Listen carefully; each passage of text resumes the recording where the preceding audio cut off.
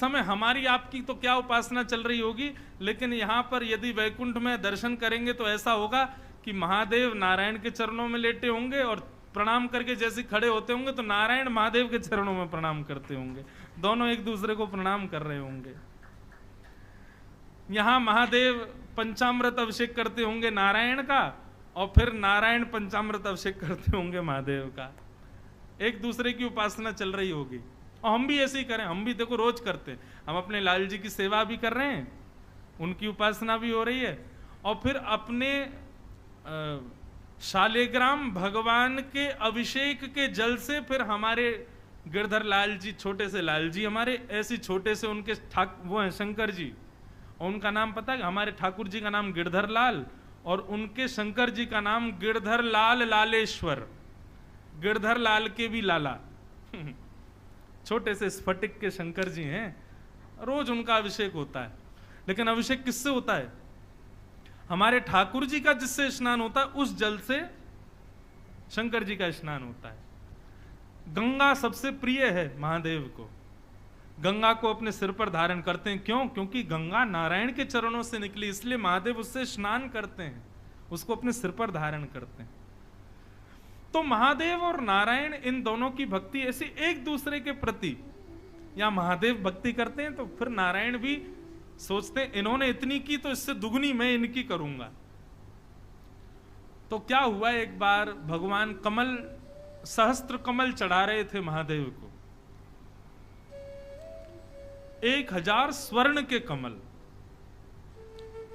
स्वर्ण कमल। अच्छा एक बात बताऊं आपको, महादेव के मंदिर में जब भी जाओ, चाहे विल्लुपत्र चढ़ाओ, पुष्प चढ़ाओ, कोई टोना टोटका नहीं बता रहा हूं मैं एक सामान्य भक्ति भाव बता रहा हूं। महादेव के मंदिर में जाओ, महादेव के ऊपर जल चढ़ाओ, चाहे अभिषेक करो, चाहे विल्लुपत्र चढ़ाओ, चाहे पुष्प चढ़ाओ, चाहे माला पहनाओ, अधिकतर लोगों का स्वभाव होता है कि मंदिर में जाते हैं ओम नमः शिवाय, ओम नमः शिवाय, ओम नमः शिवाय, ओम नमः शिवाय, ओम नमः शिवाय, ओम नमः शिवाय बोलते हैं। मेरा ऐसा मानना है, महादेव को महादेव का ही नाम सुनाओगे उससे उनको शायद इतनी प्रसन्न, ऊब गए होंगे, अब तो सुन सुन के पक गए होंगे, पूरे दिन मेरा ही नाम गाते रहते हैं। महादेव के सन्मुख जाके उनको जो प्रिय है वो नाम गाओ। मैं रोज अभिषेक करता हूं, लेकिन अभिषेक करते समय मेरे मुख पर होता है श्री राम जय जय राम। और हमने एक श्रृंगी बनवाई है बनारस से, वो जो श्रृंगी जिससे अभिषेक होता है उस पर भी राम राम राम राम राम राम, पूरी श्रृंगी पर राम लिखा है, लोग ओम नमः शिवाय लिखवाते हैं। हमने कहा नहीं, गंगा जल पंचामृत इस राम नाम के शब्द से स्पर्श करके तब महादेव को जाए तो महादेव भी प्रसन्न होंगे, मेरे राम आ रहे हैं। नारायण नारायण नारायण, श्री राम जय जय राम, ऐसे नामों का उच्चारण करते हुए महादेव पर जल चढ़ाओ, पुष्प चढ़ाओ, विल्लपत्र चढ़ाओ, महादेव और प्रसन्न हो जाएंगे, अति प्रसन्न हो जाएंगे। ओम नमः शिवाय सुनने से ठीक है थोड़े खुश होते होंगे, लेकिन राम नाम और नारायण नाम सुनकर के महादेव नृत्य करने लग जाते होंगे, वाह मेरा कोई, मेरे प्रेमी का प्रेमी आया है, वो प्रसन्न हो जाते होंगे।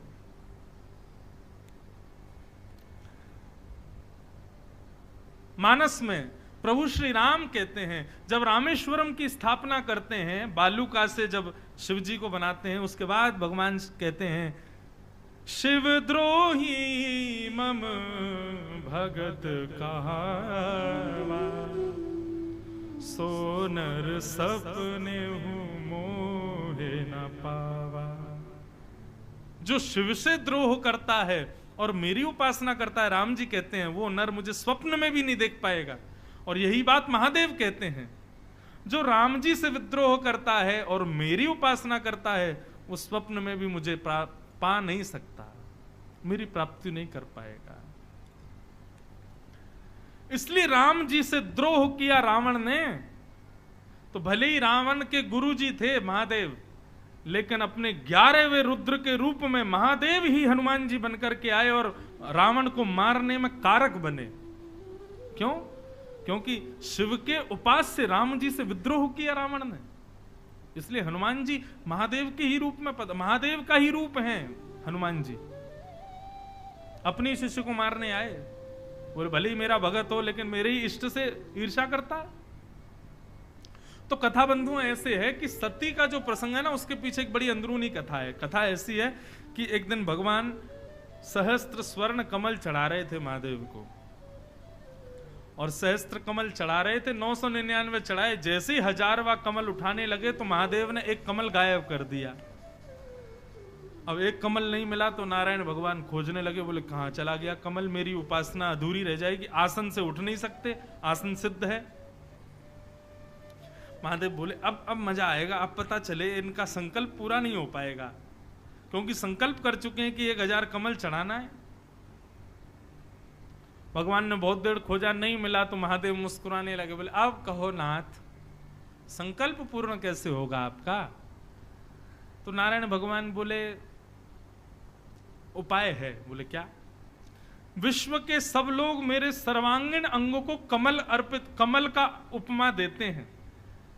हस्त कमल, चरण कमल, नेत्र कमल, नासिका कमल, मुख कमल, सब मेरा कमल ही कमल है। तो महादेव को जाकर के हृदय से लगा लिया, बोले मैं खुद ही कमल आपको अर्पित करता हूं, खुद को अर्पित कर रहा हूं। और जैसे ही महादेव को अपने हृदय से लगाया, महादेव भीग गए, नेत्र सजल हो गए। और महादेव ने आज घोषणा कर दी कि शिव का सबसे बड़ा भक्त यदि कोई है तो वो श्रीमन नारायण है, ये चतुर्भुज नारायण है। सबसे बड़े बड़े मेरे भक्त यही हैं। अब ये बात जैसे ही महादेव ने कही तो नारायण भगवान बोलने लगे, बोले अरे आपने हमको बड़ा बता दिया। अब देखो भक्ति में भी बड़ा बताना, ये भी भगवान को कष्ट दे रहा था कि आपने हमको बड़ा क्यों बता, हम भी आपको बड़ा बताएंगे, आप भी हमारे सबसे बड़े भक्त हो।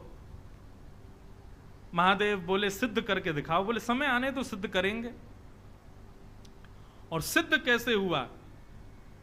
जब सती और शंकर जी दोनों राम कथा सुनकर के निकले तो वन में विचरण करते हुए जा रहे थे, तभी राम और लक्ष्मण दोनों सीता जी के विरह से आतुर रुदन करते हुए घूम रहे थे। और दूर से ही जैसे ही महादेव ने देखा, राम जी को तुरंत दंडवत प्रणाम किया। सती को बोला प्रणाम करो। बोले क्यों, ये कौन है? ये बोले वही है जिनकी कथा हम सुन के आ रहे हैं, सीता जी का हरण कर लिया है रावण ने, उनको खोज रहे हैं, जल्दी प्रणाम करो, ये वही जा रहे हैं। तो सती कथा तो सुन करके आई थी, लेकिन दर्शन करने में उसको विश्वास नहीं हो रहा है कि ये भगवान है।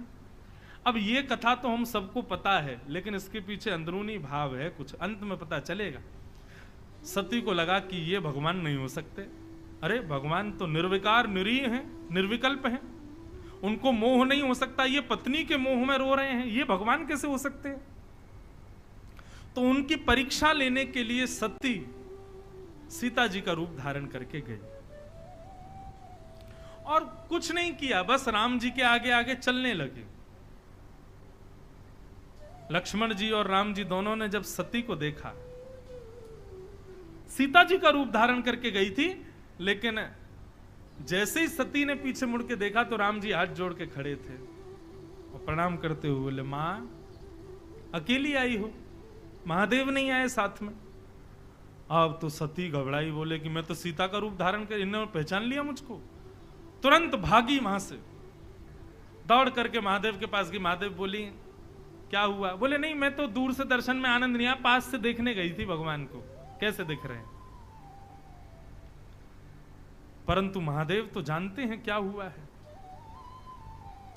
महादेव जब लौट करके आए तो बंधुओं, सती इतनी प्रिय है भगवान महादेव को कि भगवान शिव अपने गलों में मुंडों की माला भी जो धारण करते हैं ना, एक बार पार्वती ने क्रोध करके पूछ लिया मुंड माला किसकी पहनते हो, तो भगवान महादेव ने स्पष्ट कर दिया, बोले हम तो अमर हैं, परंतु हर बार कुछ समय के बाद आपको जाना पड़ता है, तो आप जब चली जाती हैं तब आपके मुंडों को ही हम अपनी माला में पहन लेते हैं और सदैव अपने हृदय से लगा करके। इतनी प्रिय है सती, वही सती पार्वती बन के आई, वही हर कल्प में नए नए रूप धारण करके सती ही आती हैं भगवान के पास।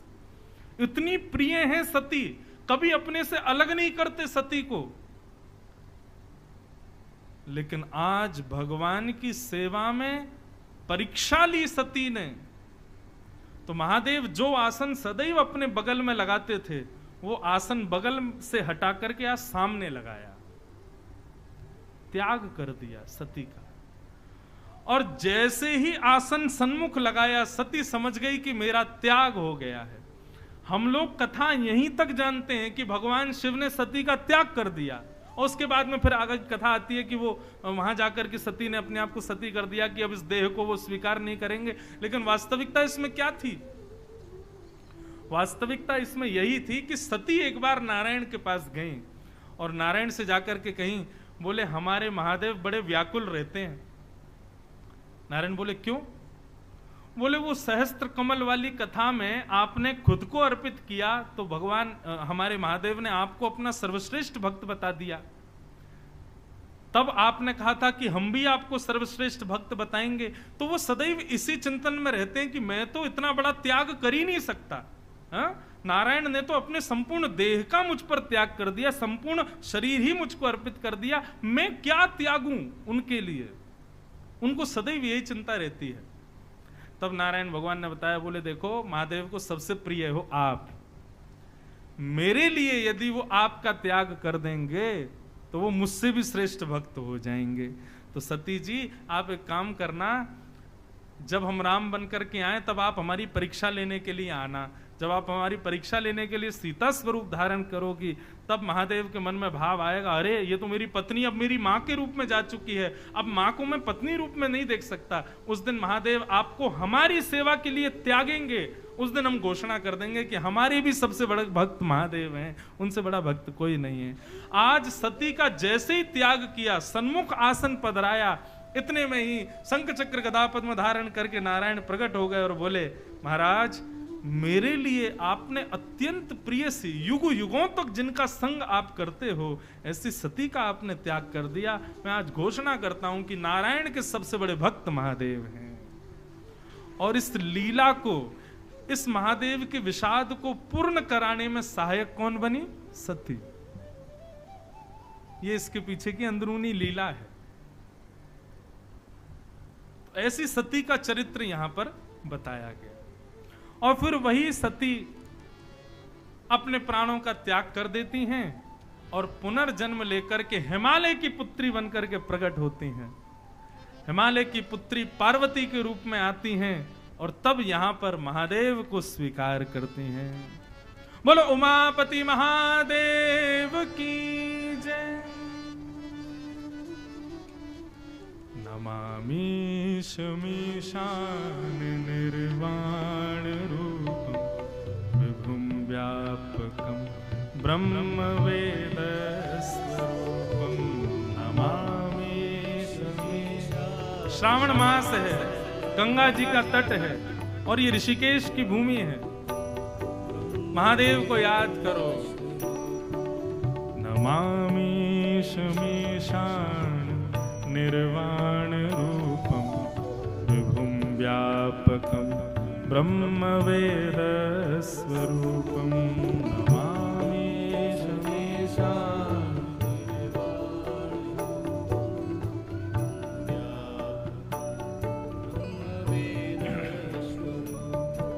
निजं निर्गुणं निर्विकल्पं निरीहं चिदाकाशमाकाशवासं भजेऽहम्। निजं निर्गुणं निर्विकल्पं निरीहं चिदाकाशमाकाशवासं भजेऽहम्। निराकारमोङ्कारमूलं तुरीयं गिराज्ञानगोतीतमीशं गिरीशं करालं महाकालकालं कृपालं गुणागार संसार पारं नतो नमामि शमीशान निर्वाण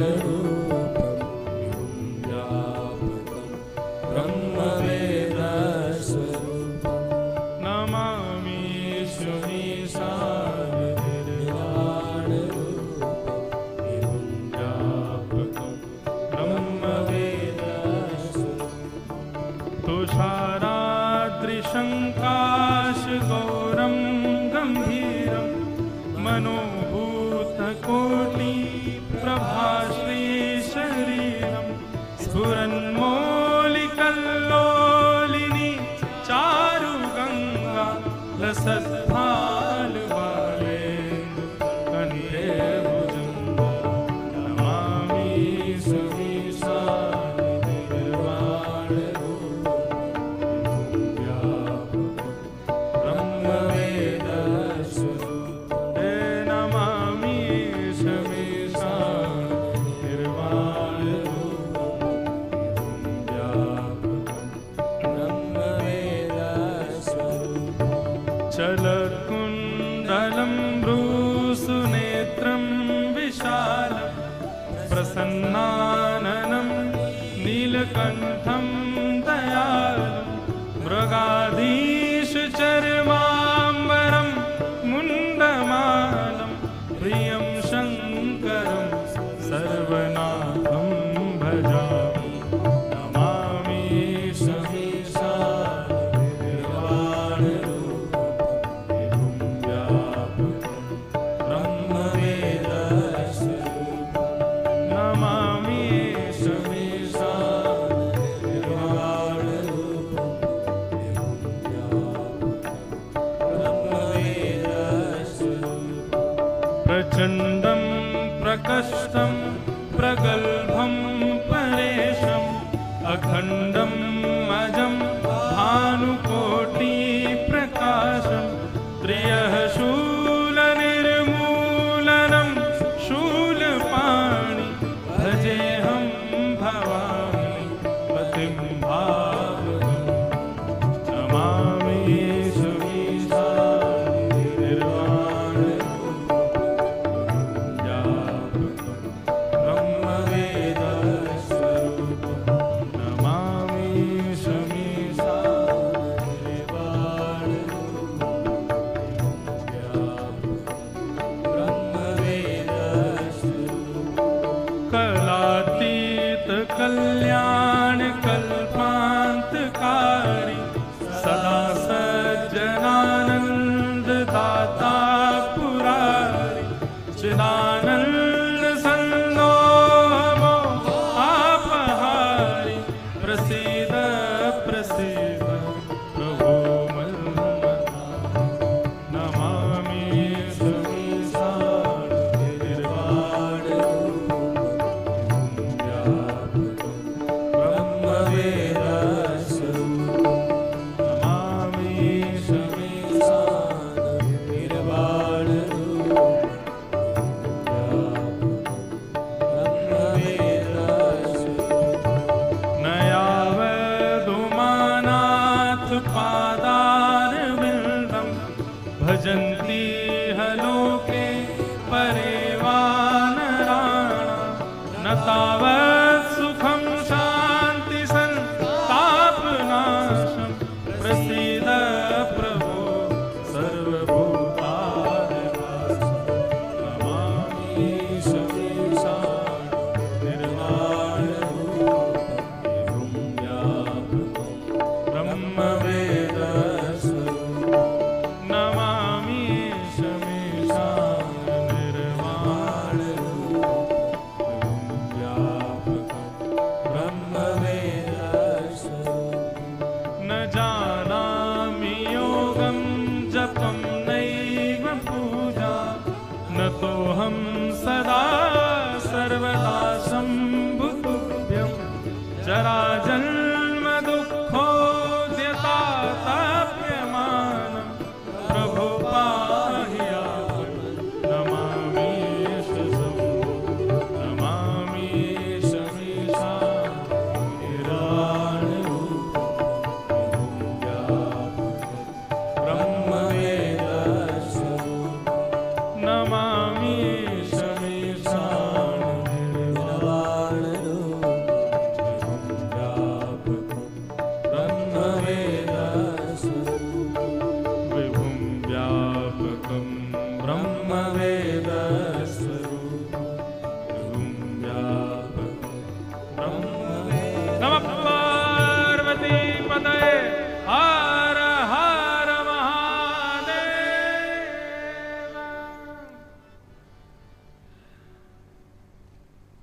ऋषिकेश में कई बार आना हुआ है मेरा।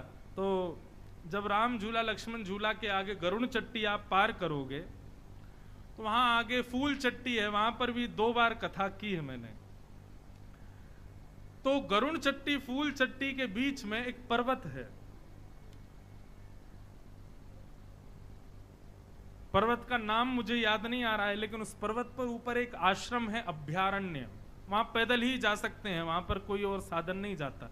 वहां हम 3-4 दिन रहे थे। तो अभ्यारण्य जो है वो जिस पर्वत पर विराजमान है, उस पर्वत श्रृंखला को भूतांचल बोलते जाने, ऐसे करके कुछ नाम है उस पर्वत का। हमने पूछा भैया इसका नाम भूतांचल क्यों है, और वहां एक झरना भी है। तो यहाँ के लोगों ने बताया, बोले महाराज ये जो ऋषिकेश के जितने भी पर्वत हैं ना, जब महादेव हिमालय पर विवाह के लिए पधार रहे थे पार्वती जी के साथ, तो अपनी सब बारात के साथ चल करके आ रहे थे। कहां से आ रहे थे? अब कैलाश से आ रहे थे, जाने काशी से आ रहे, जहां से काशी से आ रहे थे। तो जब ऋषिकेश पहुंचे तो यहाँ के पर्वतों पर सारी बारात ने बैठ करके थोड़ी देर विश्राम किया, और यहाँ जो थोड़े बहुत झरने हैं वहां से पानी पिया। तो ये एक विशेष प्रकार से सारे भूत यहीं रहे थे इन्हीं पर्वतों पर, और यहाँ रह करके उन्होंने स्नान ध्यान और भोजन पानी आदि सब किया था। तो 3-4 दिन तक बारात यहीं रुकी थी ऋषिकेश में महादेव की। उसके बाद आगे ऊपर हिमालय पर प्रस्थान किए थे। तो 2, 4, 5 यदि रह गए हों तो कभी कभी दिख जाते हैं रात में किसी को, बारात के लोग। तो इसलिए रात्रि में ज्यादा घूमिएगा मत ऋषिकेश में। कहीं एक आध कोई बाराती मिल गया तो कहो, आपसे ही पूछे बारात गई थी आपने देखी, मुझे भी ले चलो, आप भी चलो संग में। तो इसलिए ये सब विनोद की बात है, लेकिन वहां उस पर्वत की यही कथा थी। हमको पहले 2 दिन तो हम लोग रात में घूम रहे थे 1-1, 2-2 बजे तक। जब हमको कथा सुनाई तो हम 10 बजे ही सो जाते थे कि यहाँ बाहर निकलना उचित नहीं है। और फिर 2 दिन तक हम एक झरने में नहा रहे थे। तो हमने वहां एक व्यक्ति से पूछा, मैंने इस झरने की विशेषता क्या? बोले महादेव की जब बारात रुकी तो भूतों ने इसमें पानी पिया था। मैंने कहा हम 2 दिन से नहा रहे थे भैया इसमें। तो इसलिए यहाँ पर गंगा जी को छोड़ बाकी सब स्थानों को प्रणाम मात्र ही करना, स्नान आदि सब झरना वरना पानी मत पीना, यहाँ पे हम वहीं स्नान करना सब। तो ऐसा अद्भुत महादेव का प्रसंग थोड़ा सा भागवत में सुनाया गया, सती चरित्र। उसके बाद उत्तानपाद राजा की कथा, जिनके पुत्र हुए ध्रुव। उत्तानपाद राजा की 2 पत्नी हैं, सुनीति और सुरुचि, और दोनों से एक एक पुत्र हुए, उत्तम और ध्रुव। छोटी पत्नी की तरफ ज्यादा आसक्ति होने की वजह से बड़ी पत्नी का त्याग कर दिया, छोटी पत्नी के साथ रहने लगे। बड़ी पत्नी के पुत्र ध्रुव के मन में इच्छा हुई मैं भी पिता की गोद में जाकर के बैठूं, पर छोटी मां ने कहा वन में जाकर के भगवान को प्रसन्न करके उनसे वरदान के रूप में मांगो कि छोटी मां के गर्भ से जन्म लूं, तब तुम इस पिता की गोद में बैठ सकते हो। ध्रुव जी बहुत रोए अपनी मां के पास आके, बोले छोटी मां ने कहा है वन में जाके भगवान का भजन करके तब उनसे कहो मैं छोटी मां के गर्भ से जन्म लूं, तब तुम आके इस राज्य गद्दी पर बैठोगे। मां हो तो ध्रुव की मां जैसी। ध्रुव की मां ने समझाया बेटा, मां ने क्या क्या कहा सब बातों को विशेष ध्यान मत दो, ये कहा वन में जाके भगवान का भजन करो, इस बात को स्वीकार करो। श्रोता के 4 लक्षण होते हैं, सुनने वाले के 4 लक्षण होते हैं, चातक, हंस, मीन और सुक। इन सब विषयों पर मैंने कई बार विस्तार से प्रवचन किया है, पर थोड़ा सूक्ष्म में कह चलूं, अब कृष्ण जन्म भी करना है, कथाएं बहुत हैं। तो चातक का स्वभाव होता है कि वो गंगा जल भी नहीं पीता प्यास लगती है तो। गंगा जल जिनकी वेद पुराणों में इतनी महिमा बताई गई, चातक उस गंगा जल को भी नहीं पीता। क्यों? क्योंकि वो प्रेमी होता है बादल से गिरने वाले स्वाति के जल का, और अपने प्रेम के आगे उसको दुनिया के कितने भी लोग वेद पुराण कहते हैं गंगा का जल ऐसा, गंगा का जल वैसा, लेकिन चातक कहता है कितना भी हो, लेकिन मेरा प्रेमी तो काले बादलों का जल है, मैं उसी को ही पान करूंगा। उसके आगे चाहे अमृत क्यों ना रख दूं, मैं उसको स्वीकार नहीं करूंगा। कथा का श्रोता प्रेमी ऐसा ही होना चाहिए। उसको कितने भी प्रलोभन दिए जाएं, ऐसा कर लो, ऐसा कर लो, लेकिन कथा का समय है तो उस समय सारे प्रलोभनों को छोड़े, केवल कथा को स्वीकार करे। ये चातक प्रवृत्ति के श्रोता। हमने देखा है कई बार क्या होता है, जब लोग ऐसे स्थानों पर कथा सुनने आते हैं ना, अब तो ऐसा नहीं होता कि कथा ऐसी सुनाते हैं कि उठ ही नहीं पाता, लेकिन कई बार लोग बाग क्या करते हैं, कथा के समय पर ही चले जाते हैं कहीं भी। और किस भाव से जाते हैं, अरे कल सुन लेंगे, आज घूमे आते हैं थोड़ा। नहीं, आप चातक की प्रवृत्ति के रहो। हमने सुबह की कथा रखी इसलिए ताकि पूरे दिन डोलो, सुबह कथा सुन लो, हमको छुट्टी दो, फिर कहीं जाओ।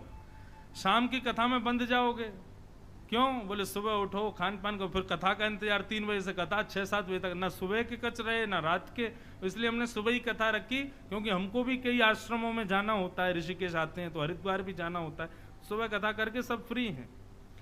लेकिन विशेषता यह है कि भैया कथा के आगे बहु व्यंजन भी मिले, अमृत भी मिले, उसका त्याग करो, कथा को प्रधानता दो। ये चातक प्रवृत्ति, चातक। दूसरी श्रोता की स्थिति होती है हंस। हंस का स्वभाव क्या होता है? हंस के आगे दूध और पानी मिलाकर के यदि बाल्टी में रख दिया जाए तो हंस दूध पी जाता है, पानी छोड़ देता है। श्रोता को भी ऐसा ही होना चाहिए। बोलने वाला कुछ भी बोले, लेकिन हमको सुनना वही है जो हमारे लिए उपकारी है, जो हमारे लिए हितकारी है। यही बात ध्रुव जी की मां समझा रही, बेटा हंस बनो। मां ने कहा वन में जाकर के भजन करो, भगवान प्रसन्न हो जाए। उसके बाद मां ने क्या कहा कि उनसे वरदान मांगना, मैं छोटी मां के गर्भ से जन्म। ये सब बातें पानी है तुम्हारे लिए। तुम्हारे लिए दूध क्या है कि वन में जाके भजन करो, इसको स्वीकार करो। तुम्हारे लिए जो उपयोगी है केवल उसको स्वीकार करो। ध्रुव जी की मां ने कहा बेटा तू कल परसों नहीं, अभी इसी वक्त जा और वन में जाके भगवान का भजन करो। ध्रुव जी महाराज वन में गए, नारद किया, नमो भगवते तुभ्यं वासुदेवाय धीमहि प्रद्युम्नाय निरुद्धाय नमः संकर्षणाय च। ओम नमो भगवते वासुदेव। बंधुओं, पुरुषोत्तम मास चल रहा है। इस मास में जितना हो सके, मैंने पहले दिन ही कथा में बताया था, सबसे बड़ा नियम क्या है पुरुषोत्तम मास का? भगवत वैष्णवों का दर्शन, भागवत की कथा श्रवण, और वैष्णव जो भगवान के भक्त हैं उनका दर्शन। भगवान के दर्शन की ज्यादा प्रधानता नहीं है, भगवान के भक्तों के दर्शन की प्रधानता है पुरुषोत्तम मास में। और भगवान नाम गुणानवाद, तो भगवान नाम गुणानवाद में कौन सा नाम गाएं? तो सबसे श्रेष्ठ है ओम नमो भगवते। पुरुषोत्तम मास को अधिक मास भी कहते हैं। क्यों? क्योंकि भगवान अधिक मास में, पुरुषोत्तम मास में जो भी कुछ हम करते हैं उसका मल्टीप्लाई इंटू 1000 कर देते हैं। तो आप जो भी करोगे, आप एक गोता लगाओगे तो वो एक काउंट नहीं होगा, वो 1000 ही काउंट होगा। गंगा जी में एक गोता भी लगाओगे तो 1000 ही गिना जाएगा। तो सोचो 10-15 दो गोते लगा लिए तो कितने माने जाएंगे? यहां पर एक बार कथा सुन रहे हो आप लोग, लेकिन मल्टीप्लाई इंटू 1000 ही गिना जाएगा। मतलब आप जब प्रस्थान करेंगे ना ऊपर, तो चित्रकेतु आपका बायोडाटा बताएगा क्या क्या किया, तो उसमें यही गिनेगा, बोले आपने 1000 कथाएं सुनी हैं। आप कहोगे सुनी तो एक ही थी हमने ऋषिकेश में, लेकिन सुनी पुरुषोत्तम मास में, इसलिए अधिक हो गई, उसका 1000 हो गया। लेकिन इन सब के बीच में ये भी ध्यान रखना, यदि आपने किसी एक व्यक्ति का हृदय दुखाया तो वो भी अधिक होगा। आपको इसी बात का पाप लगेगा कि आपने 1000 व्यक्तियों को दुखी किया। आपने किसी एक वैष्णव का अनादर किया तो वह भी अधिक होगा। आपने एक गाली बकी तो वह भी 1000 गालियों में गिनी जाएगी, सब अधिक हो जाएगा। इसलिए 1 महीना तक खूब विचार करना कि हम कुछ भी अनुचित कार्य ना करें, और हमारी कहे इस बात को मानिएगा। ओम नमो भगवते वासुदेवाय, ये 12 अक्षर मंत्र है। गंगा जी के तट पर बैठ कर के 11, 21, 51, 108, 1008 जितना आपसे हो सके इस मंत्र का उच्चारण करना। और देखिए गिनती कितनी ये विशेष बात नहीं है, पर एक बार भी ले रहे हैं उस समय चित्त में क्या आ रहा है ये विशेष बात है।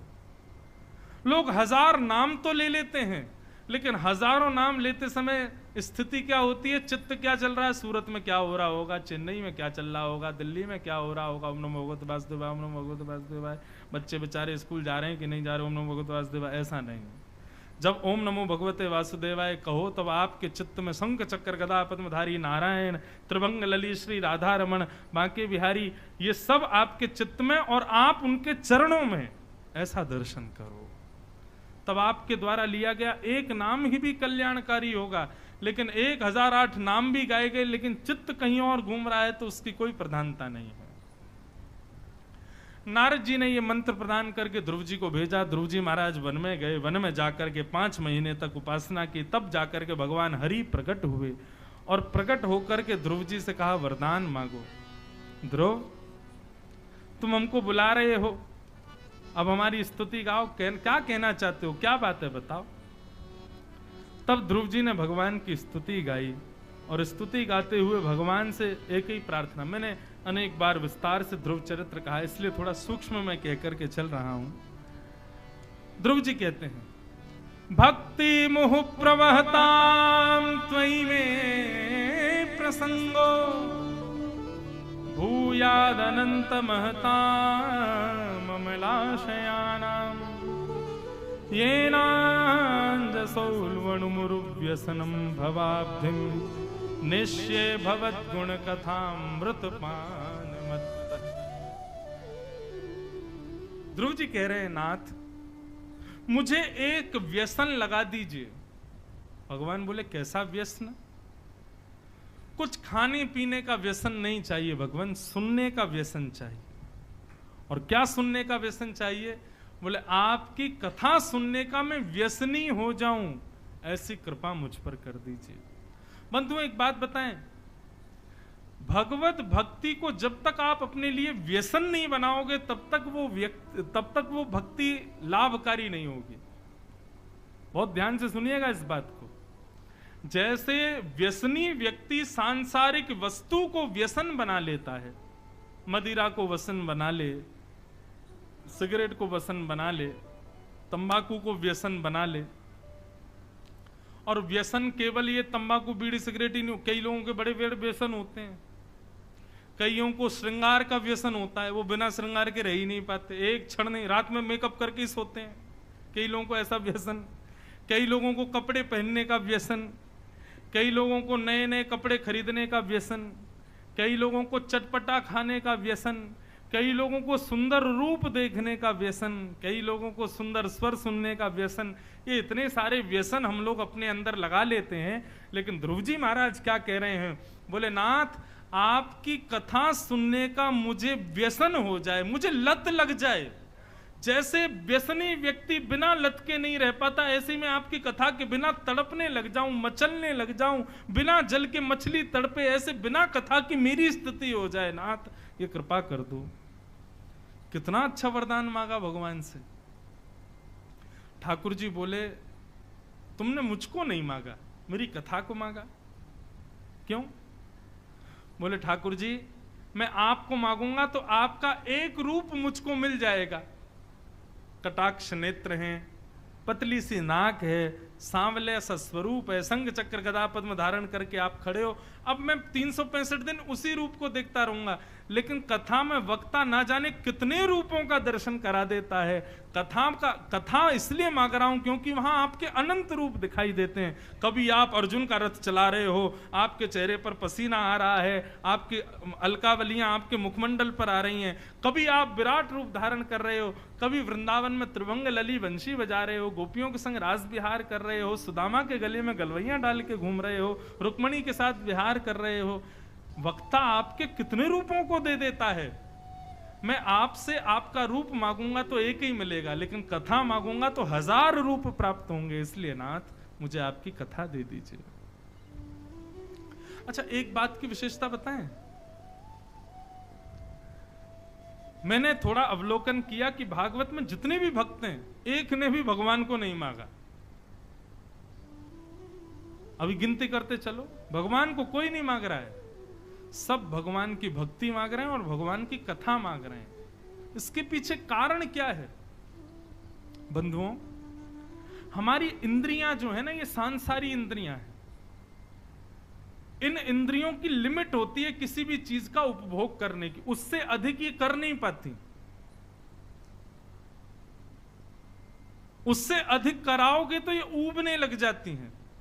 इसलिए समस्त इंद्रियों ने कहा, हे नाथ, आप कहीं हमको मिल गए और हमारी इंद्रियां कहीं सेवा भाव आदि से सांसारिक होने के नाते कहीं ऊब गई तो हमसे अपराध बन जाएगा। इसलिए आप हमको मत मिलो, हमको वियोगी रहने दो, आपके वियोग में हम रहें, लेकिन आपका वियोग संयोग का अनुभव कराता रहे, उसके लिए आप अपनी कथा हमको दे दो, हमको भक्ति दे दो, ताकि भक्ति के माध्यम से, कथा के माध्यम से आपका एक संयोग भी मिलता रहे और वियोग में हम तड़पते रहें। मैं अपनी कथा में कहा करता हूं, वियोग प्रेम को पुष्ट करती है। जिस व्यक्ति ने वियोग नहीं सहा, वो प्रेम और भक्ति का अधिकारी नहीं बन पाएगा। वियोग सहना अनिवार्य है, वियोग सहना पड़ेगा। वो बात अलग है, किसी को जरूरत ही नहीं है वियोग की तो अलग स्थिति है, लेकिन प्रेम आसक्त जो है, यदि उसको वियोग मिल जाए तो वियोग प्रेम को पुष्ट करता है और दृढ़ कर देता है। ध्रुव जी महाराज ने कहा, हे नाथ, कृपा करके आप अपनी कथा रस मुझे प्रदान कर दीजिए, मुझे उसकी लत लग जाए, ऐसी कृपा कर दो।